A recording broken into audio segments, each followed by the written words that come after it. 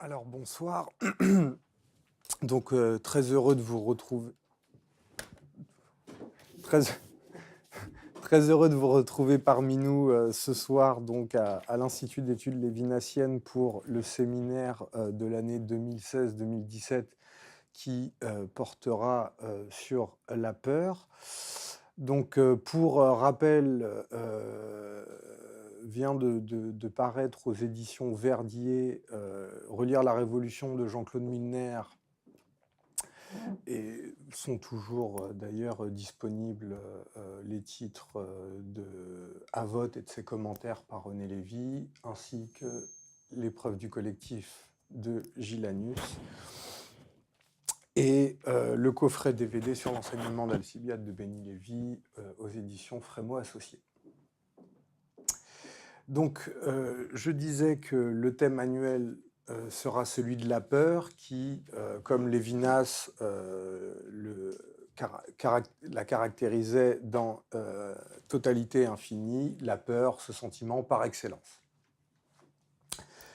Donc, ce soir, nous avons le plaisir d'accueillir Luc Brisson, dont l'intervention portera sur la peur en Grèce ancienne.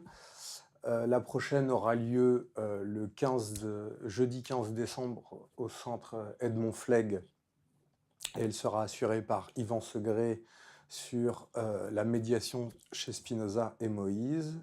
Nous aurons aussi le plaisir d'accueillir Jean-Claude Milner cette année, Pierre Kay, Johan Chapoutot, René Lévy, Gilles Anus, ainsi qu'un grand entretien qui sera conduit par David Mühlmann et Gérard Weichmann.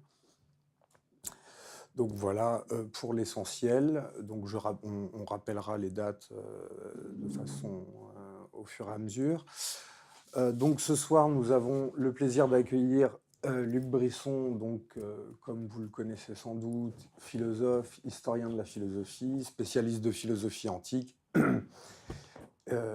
qui a longtemps travaillé au CNRS, qui a dirigé la nouvelle traduction donc, des œuvres complètes de Platon aux éditions Garnier-Flammarion, avec Jean-François Prado, ainsi qu'une nouvelle traduction des Énéades de Plotin aux mêmes éditions Flammarion. Donc il est l'auteur un nombre assez pléthorique d'articles savants et de plusieurs ouvrages, parmi lesquels on peut signaler Lire Platon aux éditions PUF en 2006, avec Francesco Fronterota, et ensuite Lecture de Platon chez Vrin en 2000, ainsi que la réédition récente aux Belles Lettres de son ouvrage intitulé Le sexe incertain, androgynie et hermaphrodisme dans l'Antiquité gréco-romaine.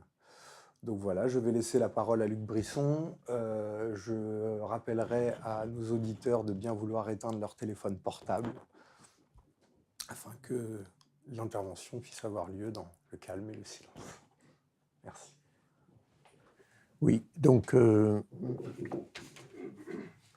merci beaucoup pour cette présentation. C'est devenu presque une habitude.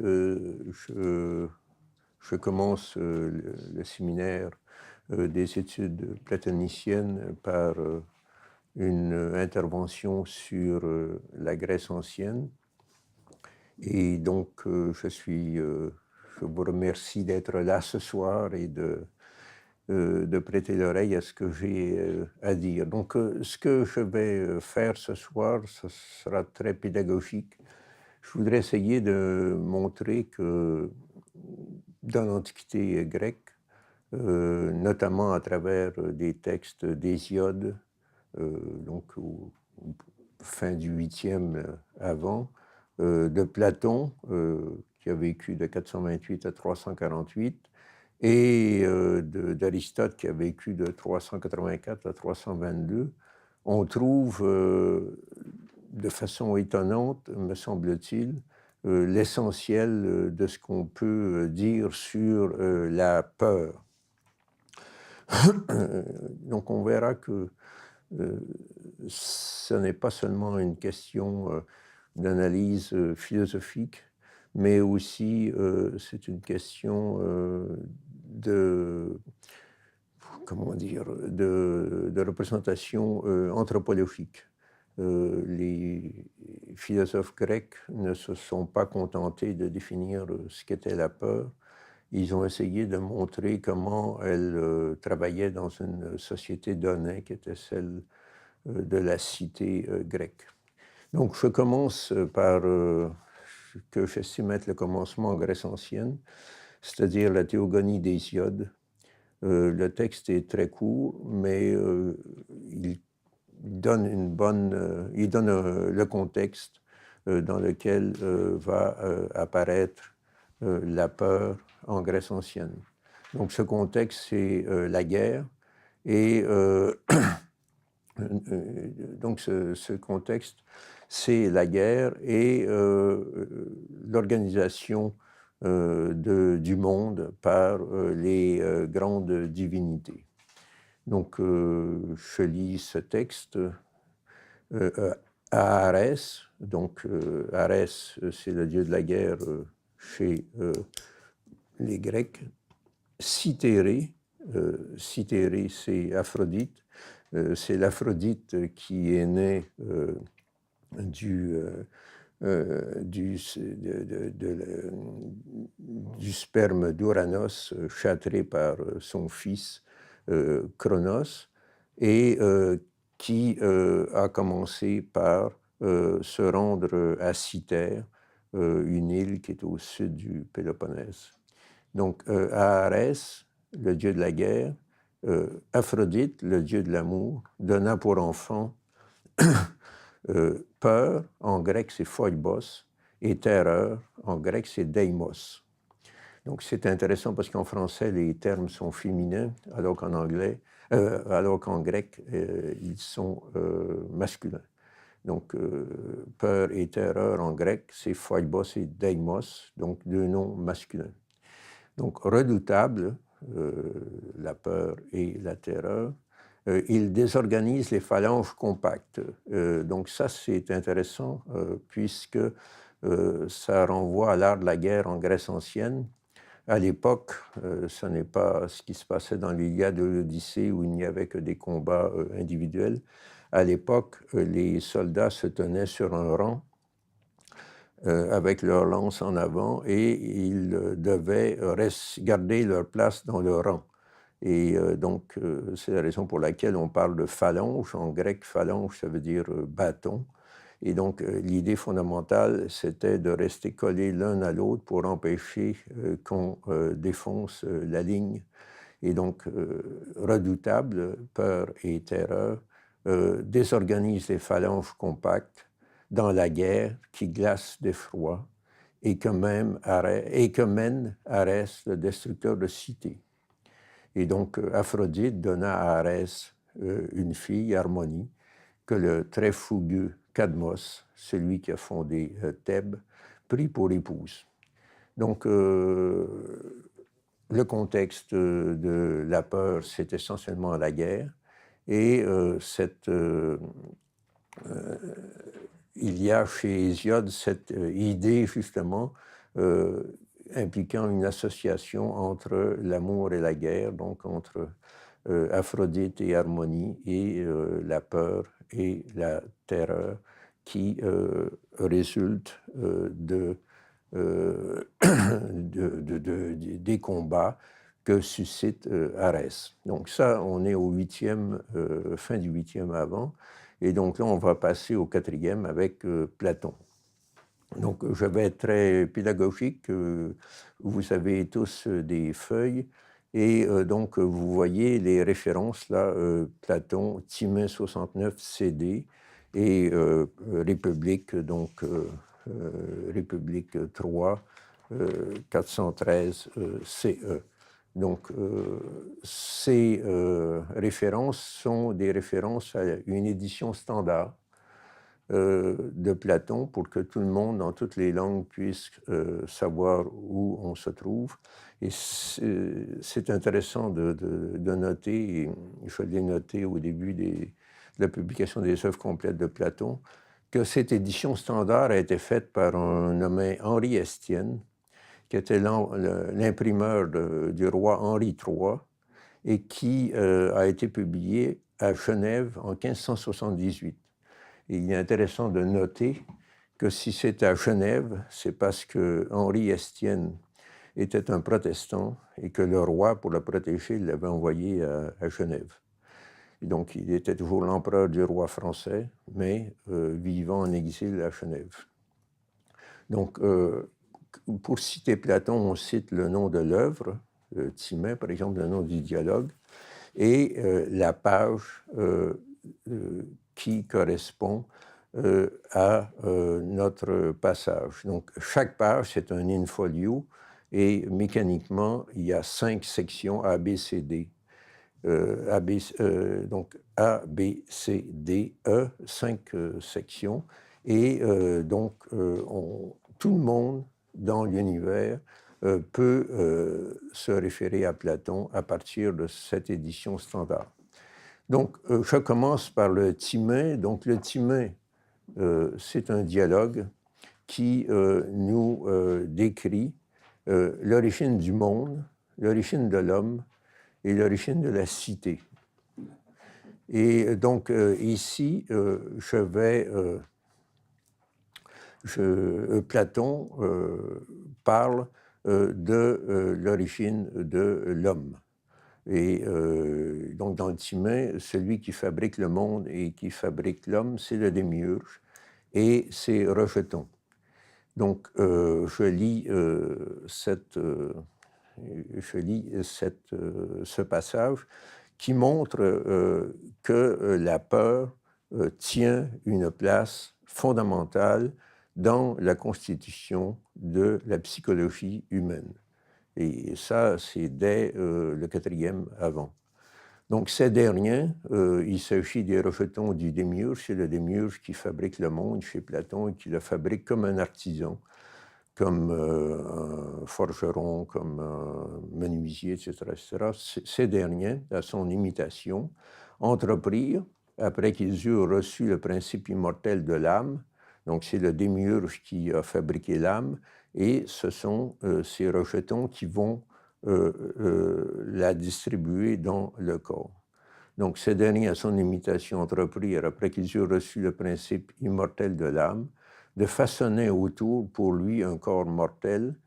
Ce corps mortel façonné autour, c'est la tête, et à ce corps, il donnait pour véhicule le reste du corps, cependant qu'il s'établissait dans ce dernier une autre espèce d'âme, celle qui est mortelle et qui comporte en elle-même des passions terribles et inévitables.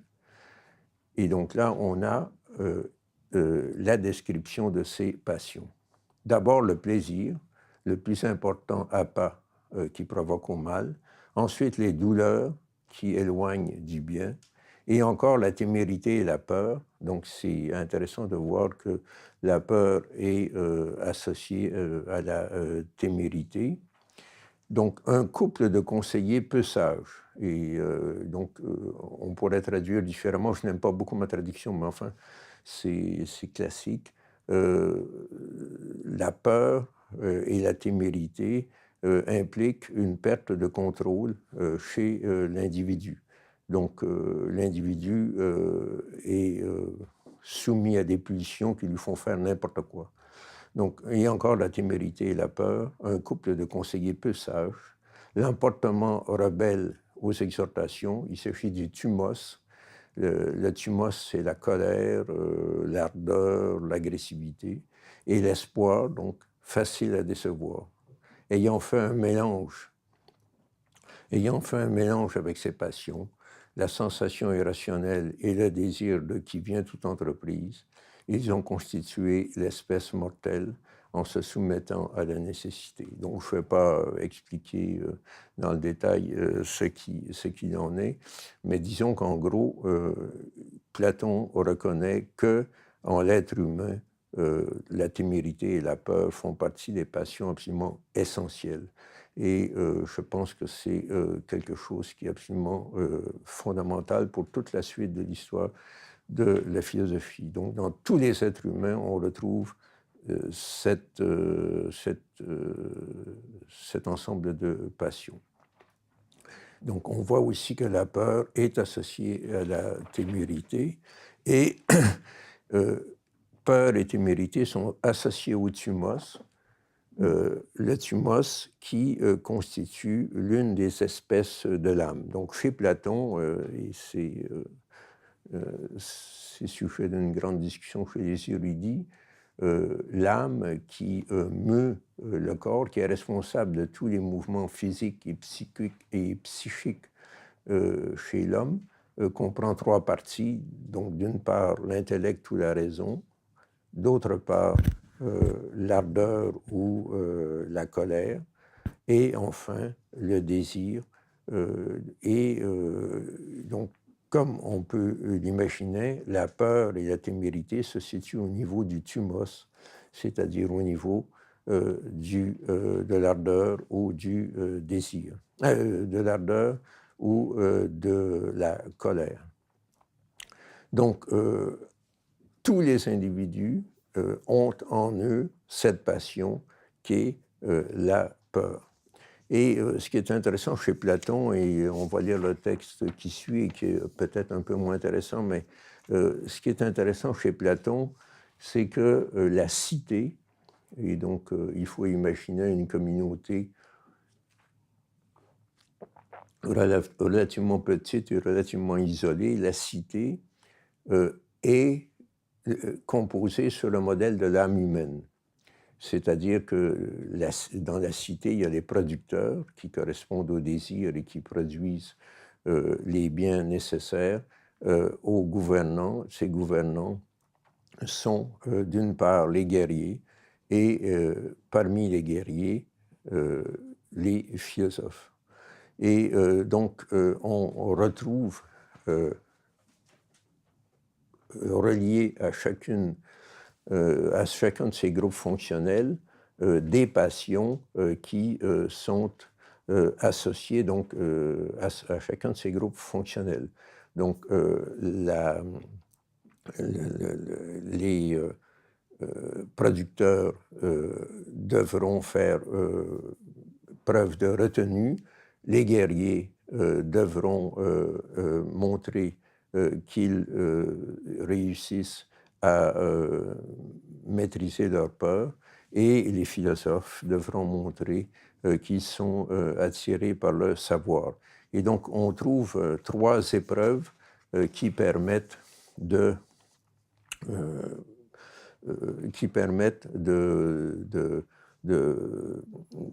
classer chacun des citoyens dans un de ces trois groupes. Donc, je lis ce passage de la République de Platon, c'est au livre 3, 413 CE. Donc, revenons donc à ce que je disais tout à l'heure. Il faut rechercher quels sont les gardiens, c'est-à-dire les guerriers excellents, qui s'en tiennent aux principes qui leur imposent de toujours faire ce qui se présente à eux comme le bien supérieur de la cité. Il faut donc les mettre à l'épreuve dès l'enfance en leur proposant des activités au sein desquelles on est le plus susceptible d'oublier ce principe et de se trouver induit en erreur, et ensuite porter son choix sur celui qui est demeuré fidèle au principe et ne s'est pas laissé abuser, et exclure au contraire les autres. N'est-ce pas ce qu'il faut faire? L'interlocuteur, qui est Glaucon, répond « si ». Socrate, il faut également les confronter à des efforts physiques intenses et aussi à des souffrances et à des combats où on les soumettra aux mêmes épreuves. Glaucon, c'est juste. Enfin, ne faut-il pas préparer pour eux une troisième espèce d'épreuve, une épreuve d'ensorcellement, et les observer? De même qu'on examine les poulains, et la comparaison est très intéressante, de même qu'on examine les poulains qu'on mène au milieu du bruit et des vacarmes pour voir lesquels sont craintifs, on doit de même confronter nos jeunes guerriers à des situations horribles, puis les relancer dans des plaisirs, de manière à les éprouver beaucoup plus que l'on éprouve l'or par le feu. Donc, on voit que ce qui est fondamental pour les guerriers, c'est d'arriver à maîtriser leur peur, et c'est la raison pour laquelle on les soumet à ces épreuves. Donc, en l'homme, le thumos, la seconde espèce d'âme, correspond au groupe des guerriers dans la cité et ces guerriers qui doivent défendre la cité contre les dangers extérieurs et contre les dissensions à l'intérieur. Et donc, les épreuves auxquelles on soumet ces jeunes gens sont des efforts physiques intenses, des souffrances, des combats, et on vérifie qu'ils savent maîtriser leur peur, et la comparaison avec les poulains qu'on dresse pour le combat donne une très bonne idée de la chose. Donc jusqu'ici, on a des éléments qui sont très, très conventionnels et très, très traditionnels. En d'autres termes, la peur est associée à la guerre, c'est-à-dire est associée à la prévision d'un danger fondamental qui est la mort. Et cette passion, la peur, on la retrouve dans tous les hommes. C'est parce qu'elle correspond à la seconde partie de l'âme de tous les hommes, et elle est absolument décisive pour le choix des guerriers dans la cité. Donc, comme je l'ai dit jusqu'ici, il n'y a pas beaucoup d'originalité. Mais donc avec le Philèbe de Platon et surtout avec Aristote, on va trouver, me semble-t-il, un élément très très original concernant cette passion qui est la peur. C'est que la peur est susceptible de provoquer non seulement des douleurs ou des souffrances, mais aussi des plaisirs. Et c'est ce qu'on retrouve dans ce texte du Philèbe de Platon. Dans le Philèbe de Platon, le Philèbe, c'est un dialogue qui est consacré au plaisir. Le sous-titre, c'est Periton et Donon. Et donc, on va se retrouver avec la peur dans un groupe de passions qui implique un mélange de douleur et de plaisir. Donc, je lis ce texte, c'est donc Philèbe 47D, 48A. Donc, il ne nous reste alors plus qu'à examiner une sorte de mélange de peine et de plaisir. C'est Socrate qui parle. Protarque, l'interlocuteur. Laquelle, dis-moi, Socrate, ce mélange dont nous avons dit auparavant que l'âme l'éprouvait souvent en elle-même. Protarque. Et de quoi parlons-nous au juste ainsi? Socrate. La colère, la peur, le regret, le deuil, le désir, l'envie, la jalousie et tout ce qui est semblable ne sont-ce pas là à tes yeux comme les douleurs de l'âme elle-même? Protarque. C'est ce que je pense. Socrate. Et ne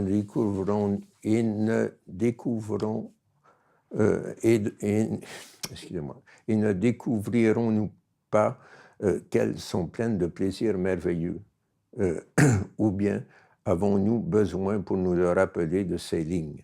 Et donc là, vous avez une citation de l'Iliade, ce qui poussera un sage même à s'irriter et qui est bien plus doux que le miel distillé. En d'autres termes, donc la colère implique une peine, mais elle est associée à un plaisir qui est évoqué par l'idée du miel, ou bien encore du fait que l'on trouve dans le chant de deuil et les regrets des plaisirs mélangés à des peines. Donc, c'est un passage de ce dialogue qui est le Philèbe qui est très, très difficile à interpréter, et il est difficile de déterminer en quoi la peur comporte un mélange de plaisir et de peine, car Platon lui-même dit qu'il n'a pas le temps de l'expliquer. On verra qu'on peut trouver une réponse, me semble-t-il, chez Aristote. Vous me direz ce que vous en pensez. Donc, je pense qu'on peut donner deux explications à cette idée que la peur implique un mélange de plaisir et de peine. Donc, il est évident que la peur est une peine, car elle anticipe un mal à venir.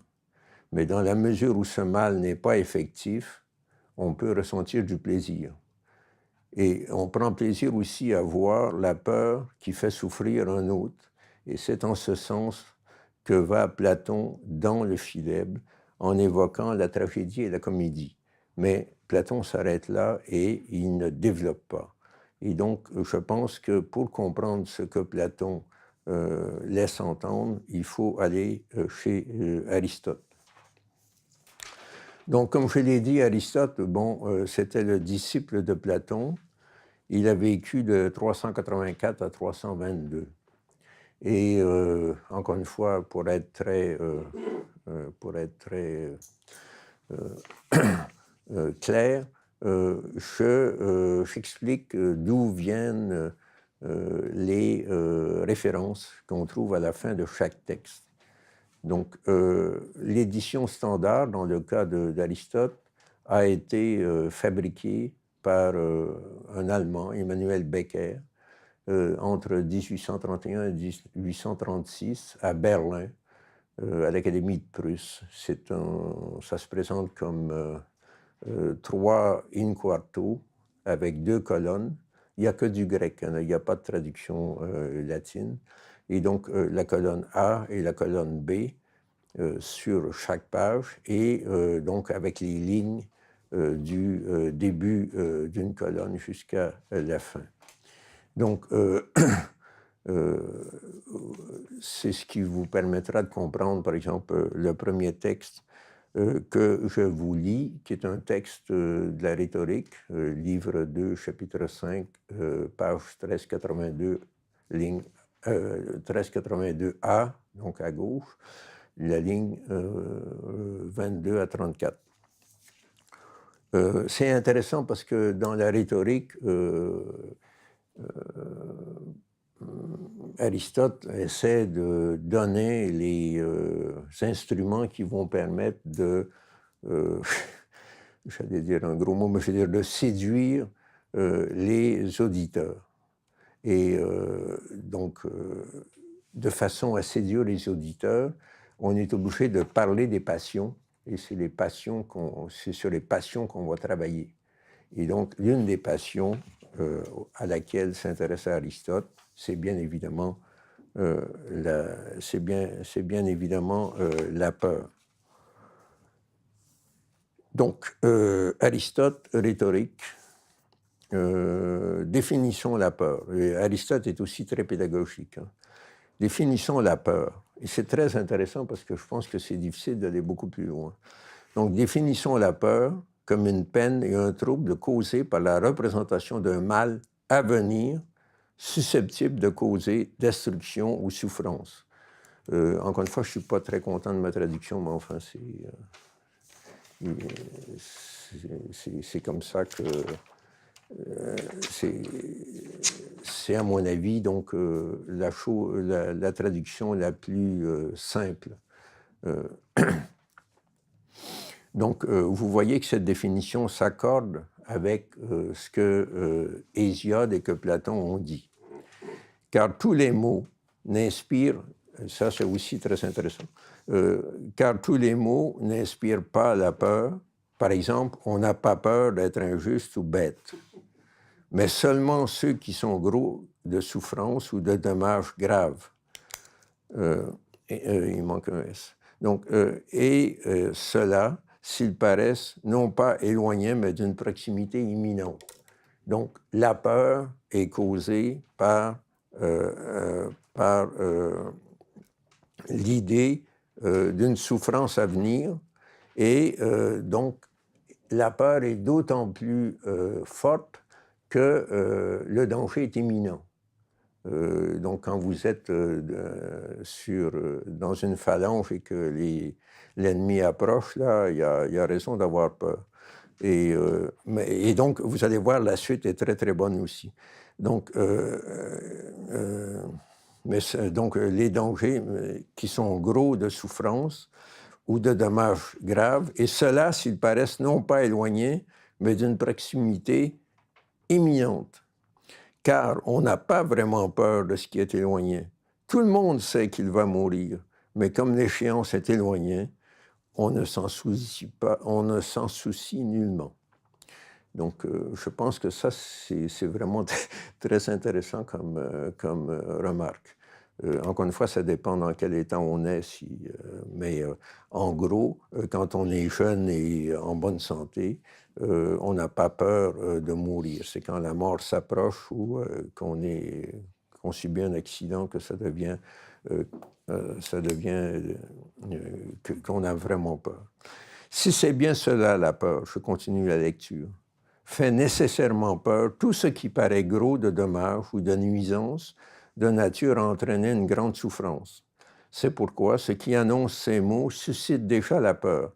Et ça, je pense que c'est une idée très, très importante sur laquelle je reviendrai à la fin. C'est pourquoi ce qui annonce ces mots suscite déjà la peur. Car ce qui fait peur paraît proche. C'est là ce qui définit le danger, la proximité de ce qui fait peur. Et donc, le danger, donc, c'est le sentiment de la proximité des mots. Et c'est l'imminence du danger. Et ce qui annonce ces mots, c'est par exemple la haine et la colère de personnes qui ont le pouvoir de faire du mal, car il est évident qu'ils le veulent, de sorte qu'elles sont prêtes, que ces personnes le veulent, et de sorte que ces personnes sont prêtes de le faire. Donc, je résume, la peur est d'abord une peine, c'est-à-dire une douleur morale, une affliction. La peur intéresse l'avenir et pas le présent. Elle est causée par la perspective d'un dommage à venir. La peur est fonction de la proximité du dommage prévu et donc la peur peut être prévue. Et à mon avis, c'est ça qui est de plus important. Et c'est ça qui fait perdre le contrôle en l'être humain. Donc là, j'ai parlé de la rhétorique, c'est-à-dire que la peur, c'est une passion sur laquelle l'orateur va jouer. Et là, on va passer à quelque chose qui me semble bien intéressant encore, c'est la poétique. Donc, le 6e chapitre, il reste qu'un livre de la poétique, 1449b, 23-28. Et donc, on va parler de la tragédie, et dans la tragédie, la peur joue un rôle fondamental. Donc, c'est toujours Aristote. La tragédie est la représentation d'une intrigue, la tragédie est la représentation d'une intrigue digne de mention, complète et d'une certaine étendue. Encore une fois, ma traduction n'est pas bonne, mais il faudrait que c'est plus... si vous pouvez aller voir Ricoeur, la métaphore vive, les traductions sont très bonnes. Dans un langage relevé dont chacune des péripéties est traitée séparément dans les différentes parties de l'œuvre représentées par des acteurs et non pas racontées sous la forme de récits. Et qui, au moyen de la pitié et de la peur, donc c'est les deux fondements de la tragédie, la pitié et la peur, il faut susciter chez le spectateur de la pitié ou de la peur. Et c'est ça qui fait le fondement de la tragédie. Et c'est absolument essentiel. Et vous verrez à quoi je veux en venir. Donc, et vous remarquez aussi que ces deux affections sont précises, ou ces deux passions en grec, pathos, ça peut être traduit par l'un par l'autre, sont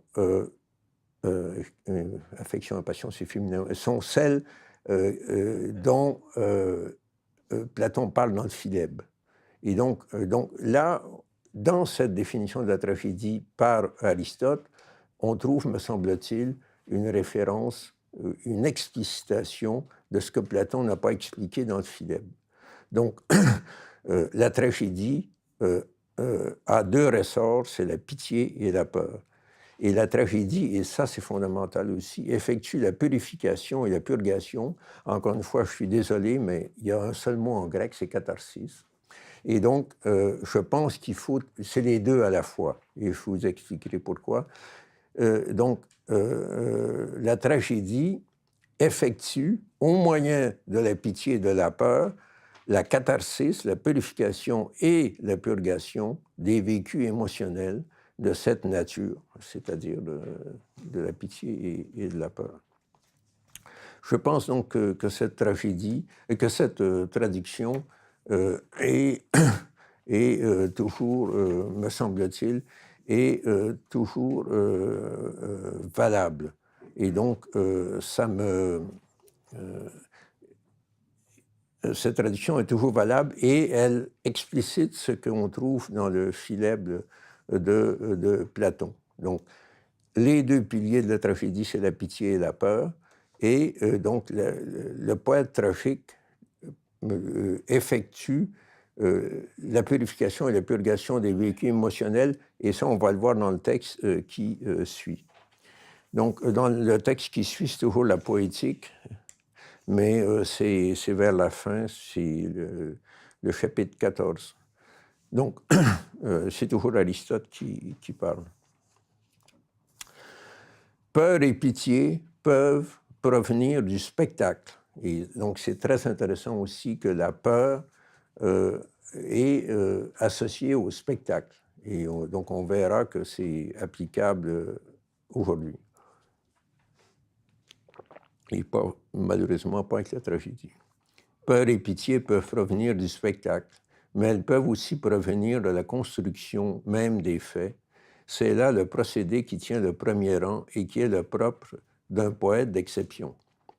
En effet, l'intrigue doit être construite de telle manière que, même sans les voir représentés, celui qui écoute le récit des faits qui forment l'intrigue, pardon, il y a un « se » en trop, qui forme l'intrigue, frissonne de peur et éprouve de la pitié à cause de ce qui se passe. C'est ce que ressentirait celui à qui on ferait la lecture de l'intrigue de l'Édipe roi. Susciter cet effet par le spectacle relève moins de l'art poétique et requiert les moyens de la production théâtrale. Quant aux poètes qui, par le spectacle, suscitent non pas la peur, mais uniquement l'horreur, ce qu'ils font n'a rien à voir avec la tragédie. Donc ça, c'est aussi quelque chose de très intéressant. C'est-à-dire qu'on peut susciter l'horreur par la représentation des faits, ce qu'on peut voir à la télé ou sur Internet, mais ce n'est pas un spectacle, ce n'est pas une tragédie qui permet la purification et la purgation de la peur. Donc, quant aux poètes qui, par le spectacle, suscitent non pas la peur, mais uniquement l'horreur, et ce qu'ils font n'a rien à voir avec la tragédie. C'est car ce n'est pas n'importe quel type de plaisir qu'il faut chercher à obtenir d'une tragédie, mais celui qui lui est propre. Et donc, on verra or, c'est le plaisir issu de la pitié et de la peur, au moyen de la représentation, que le poète doit procurer. Par conséquent, il est évident qu'il doit composer de manière à créer cet effet à partir des faits eux-mêmes. Donc, ce qui est important avec la tragédie, donc, je le répète, les deux piliers, c'est la pitié et la peur. Et l'idée, c'est d'effectuer la catharsis de ces véhicules émotionnels. Et cette catharsis est à la fois une purification et une purgation. Donc, dans la tragédie, la peur est purifiée, car le spectateur reste calme et n'est pas soumis aux convulsions du soldat sur le champ de bataille. La peur, donc, est ainsi représentée comme une passion, mais dans un état pur, dans un état serein, dans un état calme. Par ailleurs, la peur et la pitié dans une tragédie touchent non pas le spectateur, mais touchent le personnage qui est représenté. Et donc là, c'est l'idée de me semble-t-il, de la purgation. C'est-à-dire que la peur et la pitié qu'on a en soi-même, on la projette sur quelqu'un d'autre et jusqu'à une certaine façon, on s'en libère. Et c'est la raison pour laquelle, donc, c'est une façon de... c'est une des deux façons de se libérer de la pitié et de la peur. Donc, qu'est-ce qu'on peut en tirer? Donc, la conclusion, c'est que la peur, c'est la peur d'un dommage à venir, et plus le danger est lointain, moins la peur est forte. Cela dit, la peur est reliée à la représentation, et ça c'est très important, parce que la peur, ça n'est jamais une réalité en tant que telle, c'est toujours l'idée que l'on se fait d'un dommage à venir. Donc la peur est toujours une représentation, et l'idée fondamentale, c'est donc, enfin, je veux dire, l'association de la peur à la représentation implique que la peur peut jouer un rôle, donc, chez l'orateur, chez le tragédien et en politique avec la question du terrorisme. L'idée fondamentale, c'est de mettre, quand on parle le terrorisme implique une représentation d'un danger à venir. Et plus le danger est horrible, et plus le danger semble imminent, plus la peur augmente, et c'est en ce sens que la peur peut jouer un rôle politique. Et donc, ce danger virtuel peut être amplifié donc, par les médias, par plein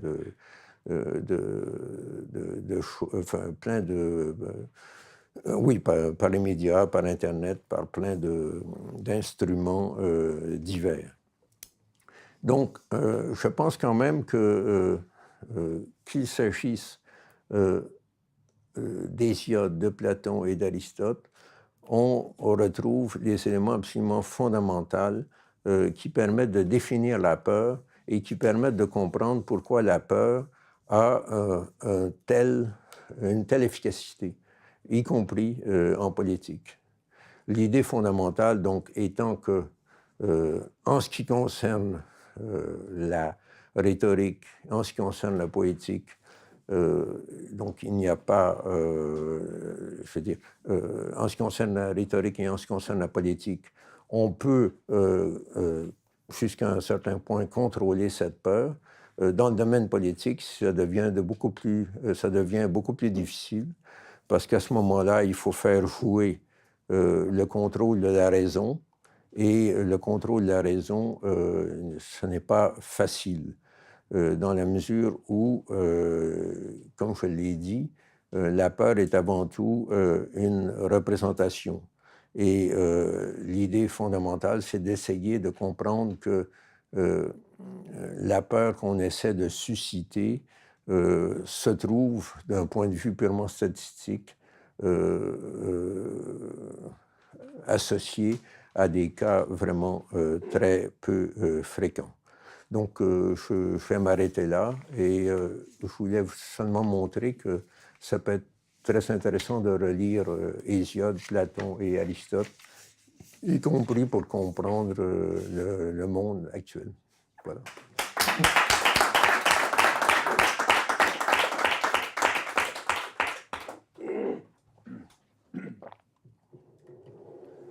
Merci beaucoup. Y a-t-il des questions Monsieur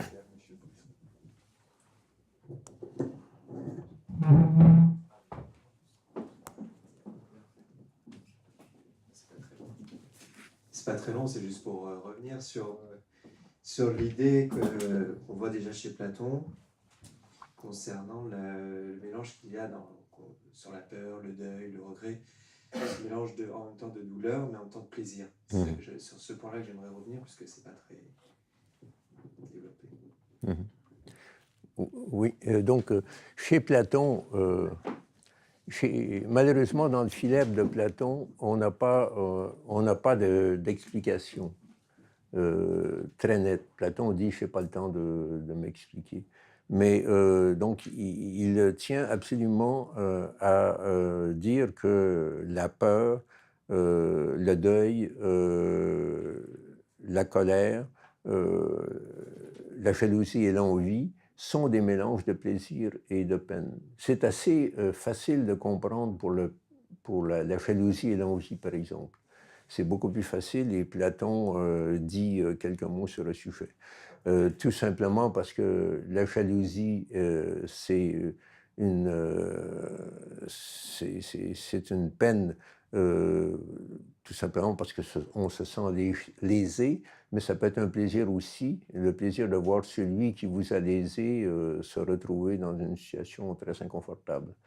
En revanche, pour le deuil, c'est quand même difficile dans la mesure où c'est quelqu'un que vous estimiez ou que vous aimiez qui meurt. Donc, c'est un peu plus compliqué.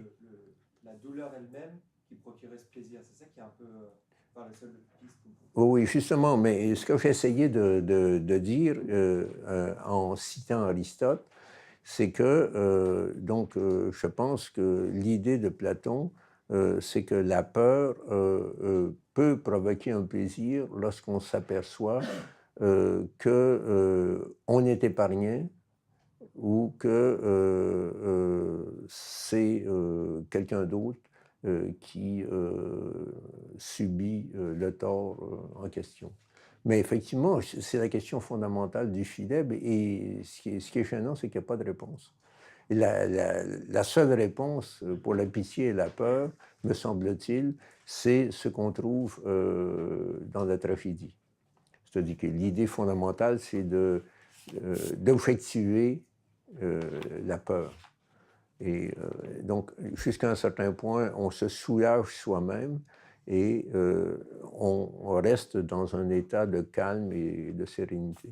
Mais effectivement, c'est la question fondamentale. Et je pense qu'il faut toujours relier ça à l'idée que la peur, c'est d'abord une représentation.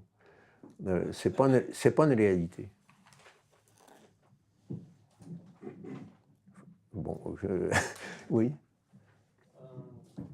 Sur le dos de cette question, je vois que peut-être la représentation et le plaisir qui est provoqué chez l'homme par rapport à la peur, représentation, plaisir, ça donne à penser que dans le monde antique, les animaux n'auront pas peur parce qu'ils ont des problèmes de représentation et c'est très sophistiqué. Le plaisir à partir de la peur, etc., pour un animal. C'est un peu plus compliqué parce que pour Platon, en tout cas, les animaux, ce sont des êtres humains dégénérés. Donc, ils peuvent avoir peur comme les êtres humains.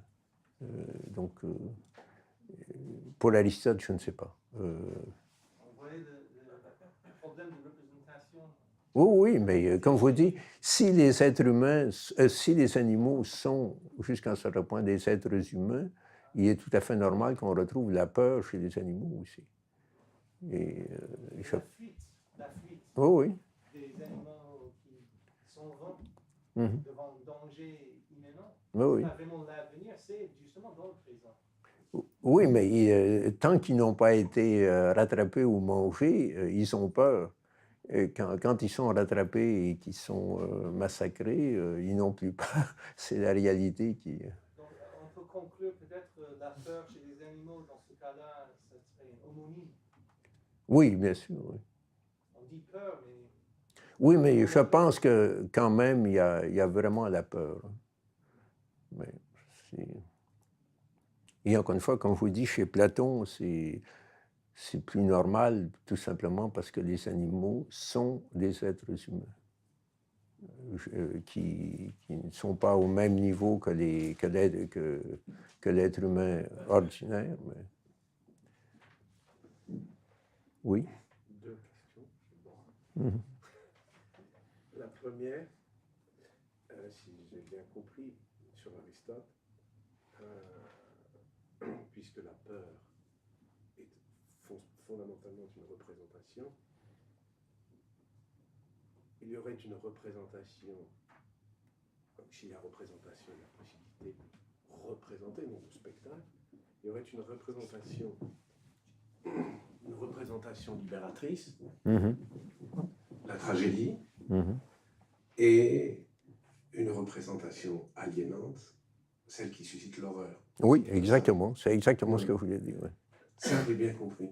Mais qu'est-ce qui, donc première question, qu'est-ce qui, dans la tragédie, dans le dispositif tragique, libère de la peur?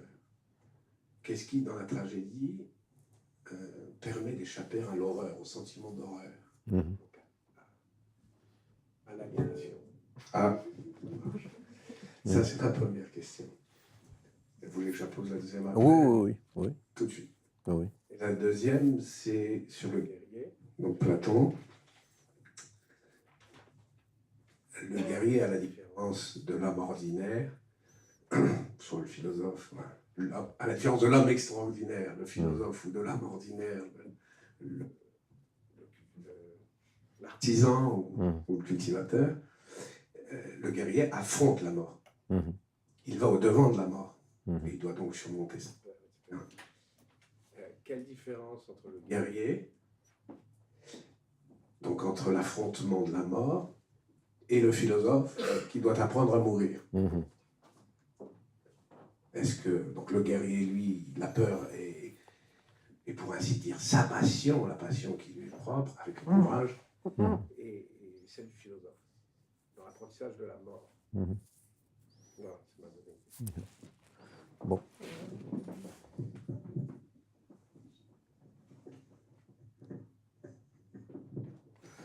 Bon, j'espère que ça va marcher.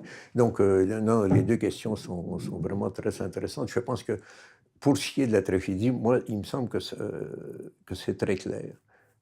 Vous avez en vous-même la peur qui est là de façon constante. Vous avez peur et la seule façon de se libérer de sa peur, c'est de la fixer sur quelqu'un d'autre. Et donc, si vous la fixez non pas sur un être humain en chair et en os, mais sur un personnage, vous pouvez vous libérer de votre peur en voyant souffrir un personnage, c'est-à-dire non pas un être humain ordinaire, mais un être humain qui se prétend autre. Donc, la tragédie vous permet d'avoir peur sans qu'un être humain soit touché et sans que ça vous mette dans des états de convulsion ou de... Et donc, c'est ça la différence entre, me semble-t-il, entre la tragédie et le terrorisme ou la vision d'un crime en pleine rue. Parce que là, finalement, la peur vous aliène, vous change, parce que c'est quelqu'un de réel qui est tué, qui est blessé. Et donc, c'est ça, me semble-t-il, la différence. Et je pense qu'on peut la voir dans le texte d'Aristote lui-même. Et donc, cette idée, l'idée fondamentale est toujours la même. Et c'est pour ça que j'ai cité Platon au point de départ. La peur est en tout homme tout le temps. Et donc, la seule façon de s'en libérer, c'est de la fixer. Et si vous arrivez à la fixer sur quelque chose qui n'est pas réel, c'est-à-dire un personnage de tragédie, par exemple Oedipe, qui se crève les yeux et qui quitte Thèbes, à ce moment-là, vous libérez votre peur d'une façon acceptable. Et deuxièmement, en ce qui concerne le soldat... Avant d'arriver à cette... Pardon? Avant d'arriver à la deuxième question, juste je rebondis sur ce que vous dites. Et comment expliquer aujourd'hui que la modernité soit totalement incapable de tragédie face au terrorisme? C'est-à-dire, la solution, c'est pas d'éloigner le danger. Mais ce serait, si on en croit Aristote, ce serait la tragédie. Oui, exactement. Mais comment t'expliquer qu'il n'y ait plus, absolument plus ce ressort aujourd'hui, le ressort tragique qui n'existe plus aujourd'hui dans la modernité totalement c'est très difficile à expliquer, mais encore une fois, c'est une question fondamentale et la question est la suivante. Est-ce que l'art peut encore exister aujourd'hui? Et c'est la vraie question. Je ne veux pas paraître réactionnaire, mais c'est un fait qu'on n'arrive plus à objectiver sur un personnage, que ce soit au théâtre, au cinéma. C'est très, très difficile maintenant d'arriver. Donc, et c'est la raison pour laquelle on a tellement peur politiquement et sociologiquement, c'est-à-dire que on ne peut plus fixer sa peur sur un personnage, on est obligé de le fixer sur un être humain qui se fait égorger. Il ne subsiste que le sentiment d'horreur. En fait. Ah oui, bien sûr, oui. Il ne subsiste que l'horreur, on n'arrive plus à trouver du plaisir à voir un spectacle où un personnage passe par des douleurs insupportables.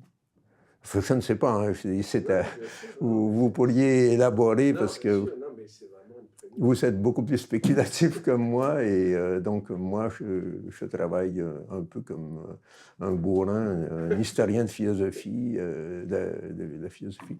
La deuxième question, je pense que vous la trouvez aussi, vous trouvez la réponse chez Aristote.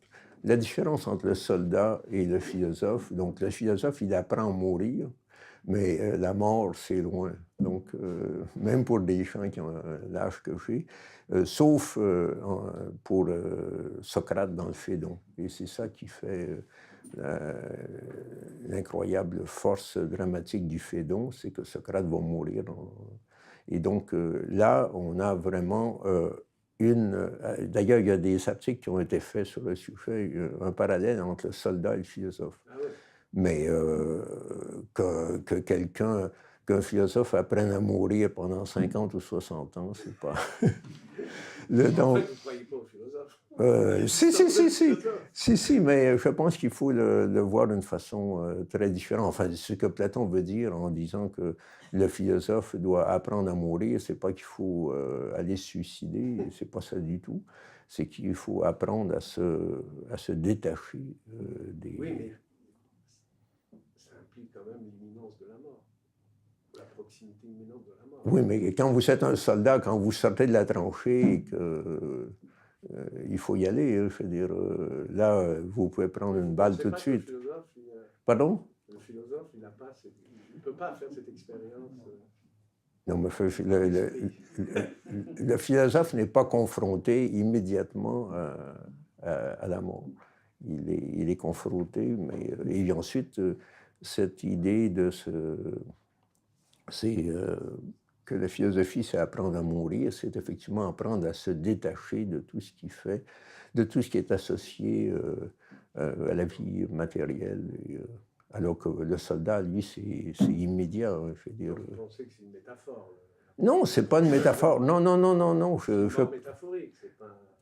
C'est une mort dont la proximité, c'est un danger dont la proximité n'est pas imminent. C'est tout simplement ce que je dis. La proximité n'est pas imminente. C'est tout simplement ce que je dis. Mais moi, je pense que c'est très sérieux, cette idée suivant laquelle la philosophie, c'est apprendre à mourir. C'est pas ridicule du tout. Mais... Pardon? Non, mais sauf, comme je vous dis, et c'est pour ça que le Phédon est tellement beau, parce que là, vraiment, on a le parallèle exact. Je veux dire, parce que et en plus, c'est sûr qu'il va mourir. Voilà.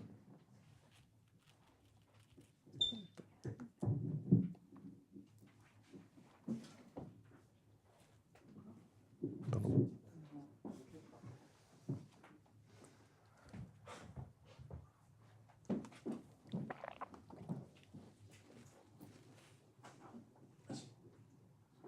Bonsoir. Bonsoir. Je suis pas. Enfin, je voudrais juste raconter un souvenir de Raymond DeVos qui parlait de pourquoi les gens rient ou ne rient pas suivant ce qui se passe sur la scène.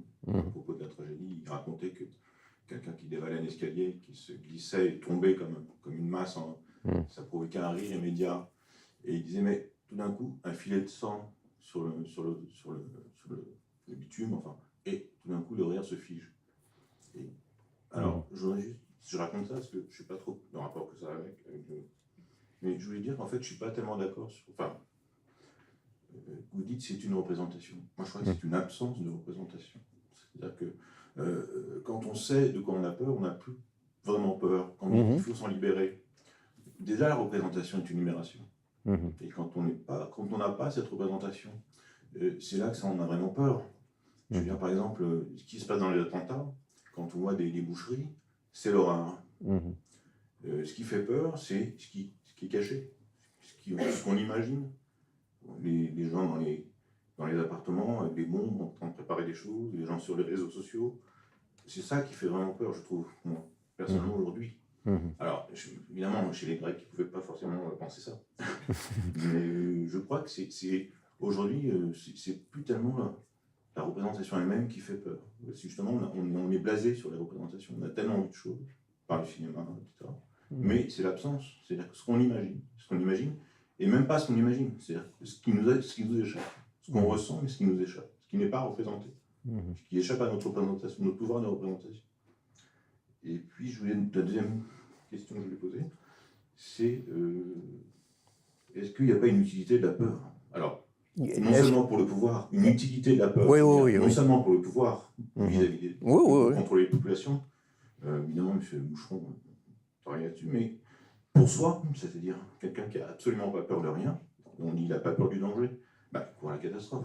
Il fait une randonnée, il va dans un ravin, il tombe. Un enfant, il faut veiller dessus parce qu'il n'a pas peur, pas forcément peur. Donc est-ce qu'il n'y a pas aussi une utilité de la peur, voilà, pour aussi être prudent? Alors est-ce que par exemple, est-ce que les Grecs envisagent que la peur puisse pour soi avoir une utilité? Bon, quand il s'agit des guerriers d'aller au combat, mais par exemple la peur du pouvoir, des autorités, il n'y a pas des autorités, il n'y a pas la peur des pouvoirs publics. Mais aujourd'hui, si les gens tout d'un coup n'ont plus peur de la police, des pouvoirs publics, des forces qui contrôlent la population, qu'est-ce qui va devenir? Qui devient la justice, que devient... Donc, est-ce qu'il n'y a pas une utilité aussi pour soi? Voilà, c'était ces deux aspects que je voulais... Oui.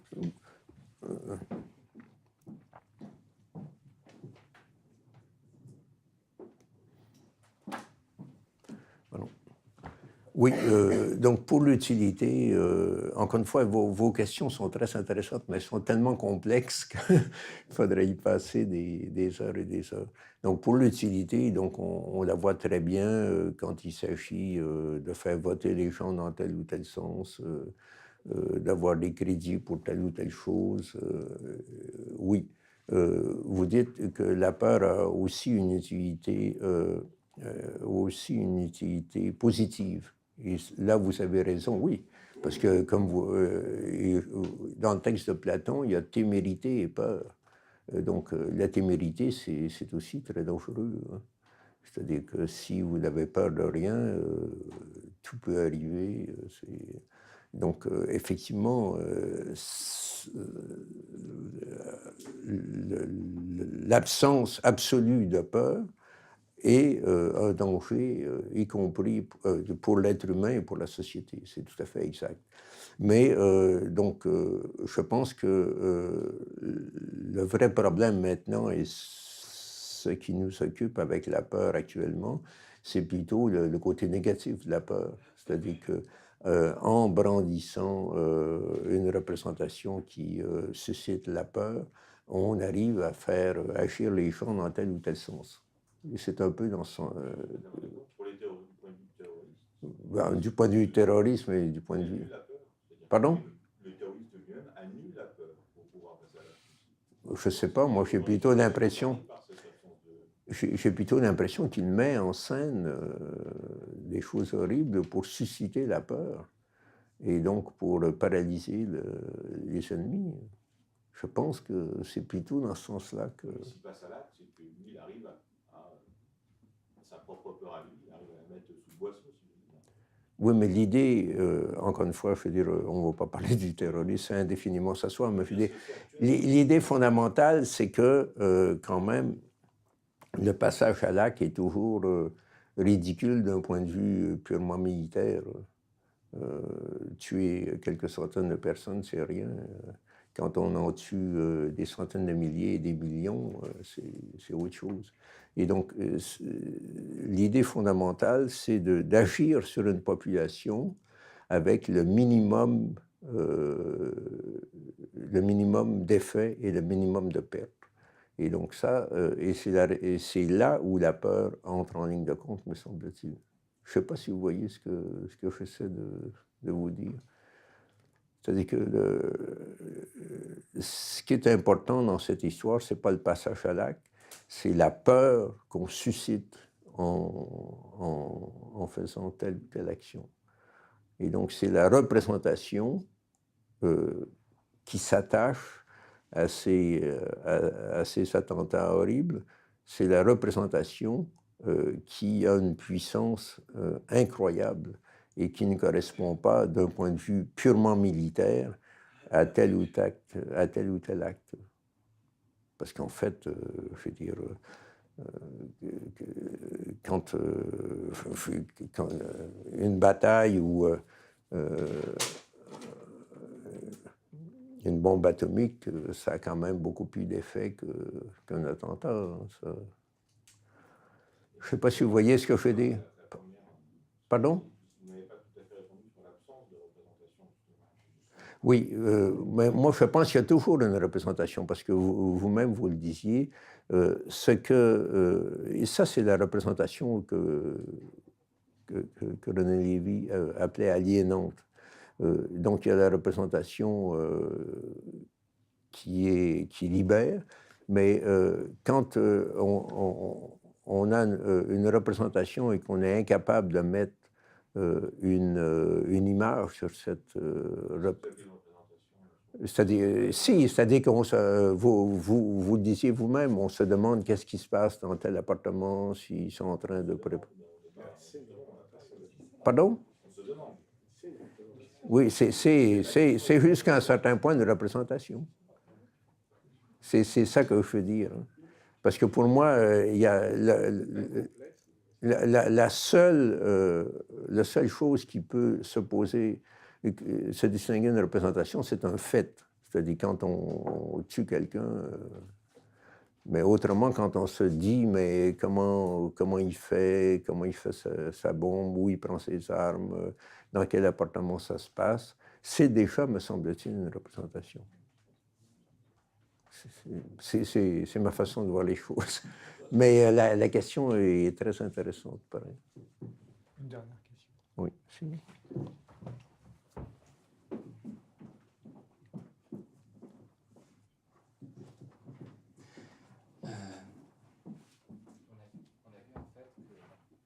Le micro ne fonctionne comme il veut. Oui. Donc, on a vu que la peur, ça venait d'une exposition en fait à certaines situations. Mais j'ai du mal à comprendre en fait dans le Timé, lorsqu'on parle de l'âme, l'espèce d'âme qui est mortelle, on dit qu'elle comporte en elle de la peur. Il y a quelque chose qui est de la peur. Donc, est-ce qu'il y a quelque chose d'inné, enfin, dans l'âme, qui soit de la peur en tant que telle, ou bien est-ce qu'il faut qu'il y ait une situation? Pardon.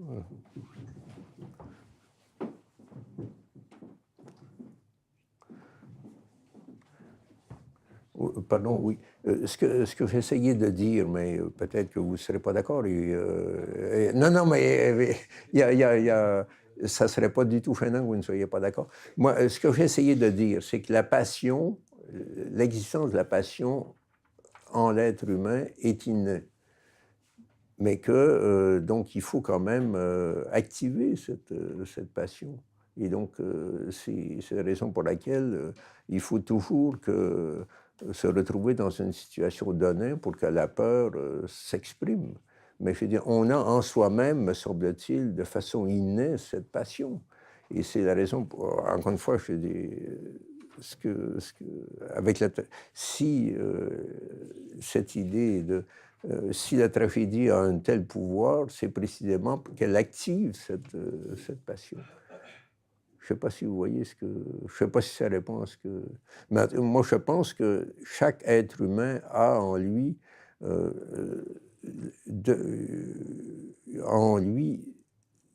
la possibilité d'avoir peur, et cette possibilité, l'être humain essaie de la mettre en œuvre. Et donc, il y a deux façons de la mettre en œuvre. La mettre en œuvre d'une façon libératrice, avec une représentation théâtrale ou je ne sais pas quoi, et la mettre en œuvre parce qu'on on perd le contrôle devant une situation où un danger imminent vous menace.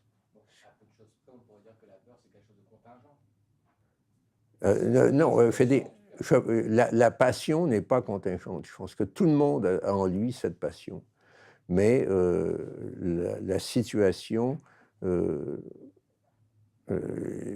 mais cette passion peut être activée par une situation donnée.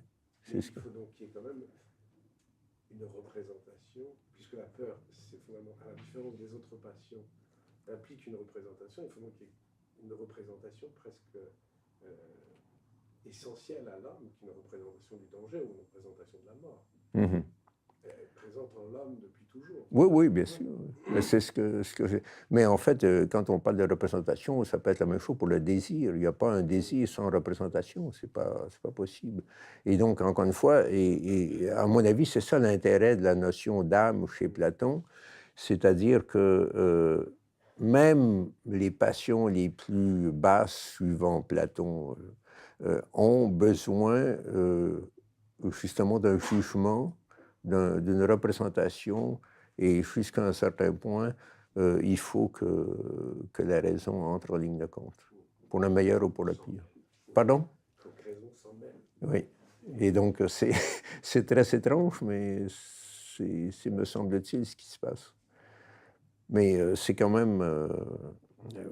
il n'en reste pas moins que la peur, me semble-t-il, est quelque chose d'inné en l'être humain. Et donc, elle peut être activée ou non. Voilà. Merci beaucoup.